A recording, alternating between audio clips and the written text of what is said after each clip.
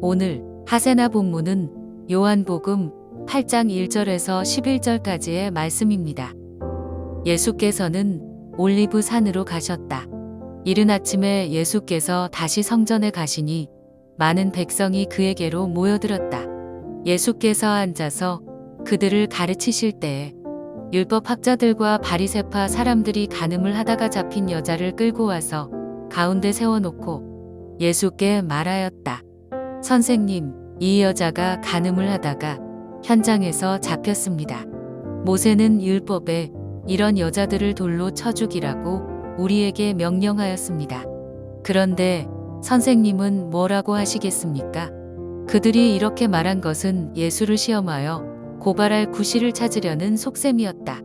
그러나 예수께서는 몸을 굽혀서 손가락으로 땅에 무엇인가를 쓰셨다.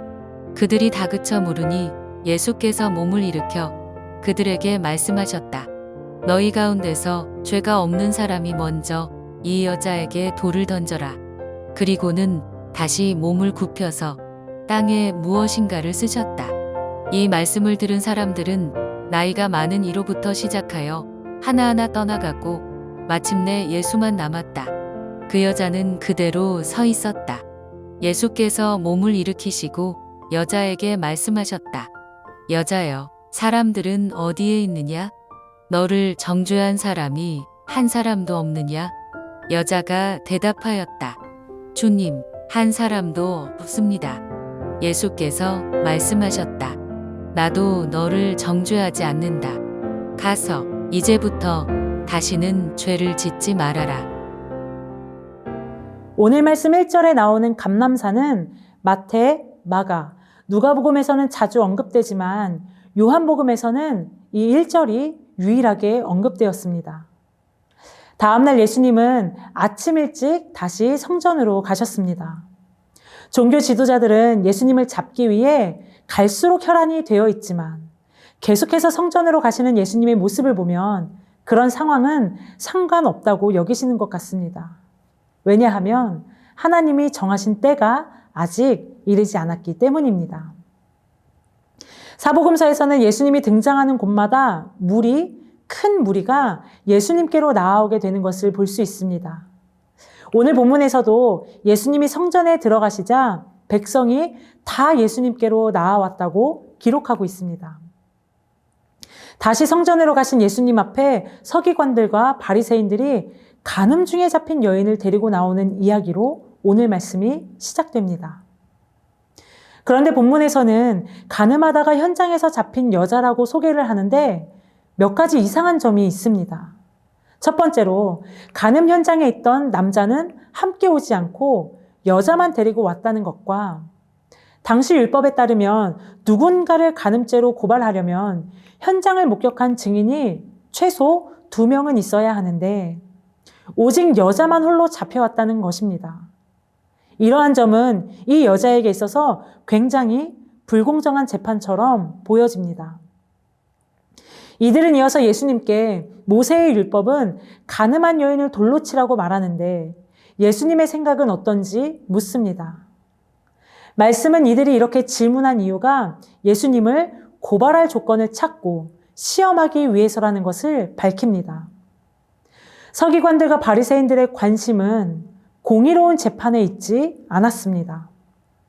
그들의 관심과 목적은 율법에 따라 공의롭게 이 여인을 재판하는 것이 아니라 예수님을 재판하고 예수님을 시험하는 것이었습니다.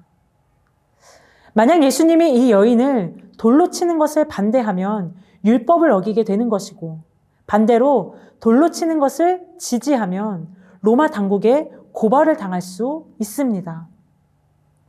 왜냐하면 사형 집행은 로마의 허가를 받아야만 했기 때문입니다. 예수님은 그런 그들에게 아무 말씀도 하지 않으시고 몸을 굽혀 손가락으로 땅에 무엇인가 쓰셨습니다. 예수님이 무슨 글을 쓰셨는지 아니면 땅에 무엇을 그리셨는지는 알지 못합니다. 그들이 계속해서 예수님께 묻자 예수님은 죄 없는 자가 먼저 돌로 치라고 말씀하십니다. 죄가 없는 자라는 표현은 신약 성경에서 오직 요한복음에서 단 한 번 사용되었는데, 이 표현은 문자적으로 보면 도덕적으로 어떠한 흠도 없고 평생 동안 단 한 번도 죄를 지은 적 없는 그런 사람을 뜻하는 것처럼 보이지만, 죄가 없는 자, 이것은 죄를 직접 목격한 증인을 뜻합니다. 예수님은 잡혀온 이 여인이 간음한 현장을 목격한 증인이 먼저 돌로 치라고 말씀하신 것입니다. 예수님은 이 말씀을 하신 후에 다시 몸을 굽혀 손가락으로 땅에 무엇인가 쓰셨습니다. 그러자 예수님의 말씀을 들은 사람들이 양심의 가책을 받아 어른과 젊은이들이 하나씩 나가고 오직 예수님과 그 여인만 남게 됩니다. 예수님은 홀로 남은 여인에게 여자여 라고 부르시며 너를 고발하던 자들이 어디 있으며 너를 정죄한 자가 없느냐라고 물으셨습니다. 여인은 모두 떠나고 없다고 대답합니다. 이제 그 여인을 향해 말할 수 있는 유일한 재판관은 예수님이십니다. 예수님은 그런 여인을 향해 나도 너를 정죄하지 아니하노니 가서 다시는 죄를 범하지 말라고 하십니다. 오늘 본문은 우리가 너무 잘 아는 말씀이기도 합니다. 음행 중에 잡혀온 이 여인의 이야기에서 서기관들과 바리새인들이 정죄하는 모습과 예수님의 용서하시는 모습이 너무나 선명하게 대조되고 있음을 발견할 수 있습니다. 예수님은 이 여인에게 용서하시는 그분의 권세를 사용하셨습니다. 분명 간음죄는 죄가 맞습니다. 예수님이 여인을 향해 다시는 죄를 범하지 말라고 하신 것은 그녀가 간음죄를 지었다는 사실을 아신다는 뜻입니다. 하지만 예수님은 여인을 용서하시고 새로운 삶을 살 수 있는 기회를 주셨습니다. 오늘 본문 말씀은 며칠에 걸쳐 계속해서 살펴봤던 예수님이 메시아인가 아닌가에 대한 답을 주는 말씀과도 같습니다. 예수님은 인간의 죄를 용서하시는 하나님이십니다. 예수님이 여인의 죄를 용서하시고 새로운 삶을 살 기회를 주셨다는 것은 예수님이 하나님이심을 보여주며 간절히 기다리던 메시아가 바로 예수님이라는 것을 선언하는 것입니다. 사랑하는 성도 여러분, 예수님은 세상을 정죄하는 것이 아니라 구원하러 오셨습니다. 우리가 세상을 살아가다 보면 참 많은 영역에서 우리는 무너지기도 하고 실패도 경험하고 죄의 유혹에 넘어지기도 합니다. 우리는 이럴 때야말로 우리를 구원하러 오신 예수님을 기억해야 합니다. 예수님은 우리를 실패의 자리, 영적 침체의 자리에 머물도록 그냥 내버려 두지 않습니다. 새로운 삶을 살 수 있는 기회를 예수님이 주십니다. 이 예수님을 기억하며 살아가는 저와 성도님들 되시기를 축복합니다.